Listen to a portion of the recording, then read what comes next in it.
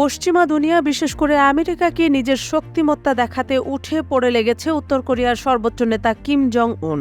পাশ্চাত্যের দেশগুলোর বিশেষ করে আমেরিকার দাদাগিরিকে খুব একটা গ্রাহ্য করেন না, এমন বার্তা দিতে প্রায়ই ক্ষেপণাস্ত্রের নানা পরীক্ষা চালান খ্যাপাটি কিম।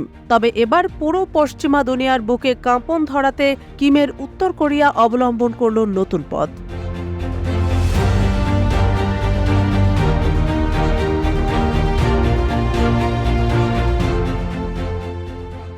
সম্প্রতি প্রকাশ্যে এসেছে কিম জং উনের পরমাণু অস্ত্র ভাণ্ডারের ছবি।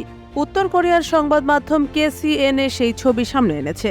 সেখানে দেখা যাচ্ছে ধাতব সেন্ট্রিফিউজের লম্বা সারির সামনে দাঁড়িয়ে কিম। এই যন্ত্রগুলো মূলত ইউরেনিয়াম সমৃদ্ধ করার কাজে ব্যবহার করা হয়, যদিও সেই ছবির সত্যতা যাচাই করতে পারেনি কোনো সংবাদ মাধ্যম। তবে বেশ কয়েকটি সূত্রের দাবি, সম্প্রতি সেই পরমাণু কেন্দ্র পরিদর্শনে গিয়েছিলেন কিম।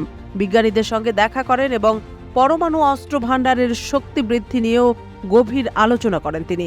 তবে এটা ভুলে গেলে চলবে না যে উত্তর কোরিয়ার পারমাণবিক কার্যক্রমের উপর বহু আগেই নিষেধাজ্ঞা আরোপ করেছে জাতিসংঘ।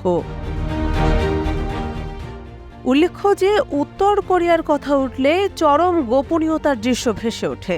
এমন গোপনীয়তায় মোড়া এবং কঠোর নিয়মের বেড়াজালে আবদ্ধ দেশের প্রতিরক্ষার বিষয়টি আরও গোপনীয়তায় মোড়া থাকবে, সেটাই স্বাভাবিক।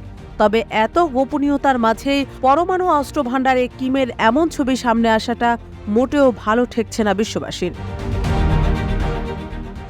এদিকে উত্তর কোরিয়ার এই ছবি প্রকাশ্যে আসতেই শুরু হয়ে গিয়েছে জল্পনা। প্রশ্ন উঠছে, এবার কি পশ্চিমা দুনিয়ার বিরুদ্ধে নামতে নিজের শক্তি বৃদ্ধির পথে হাঁটছে উত্তর কোরিয়া? কিম কি আমেরিকার সঙ্গে যুদ্ধের প্রস্তুতি শুরু করে দিয়েছে?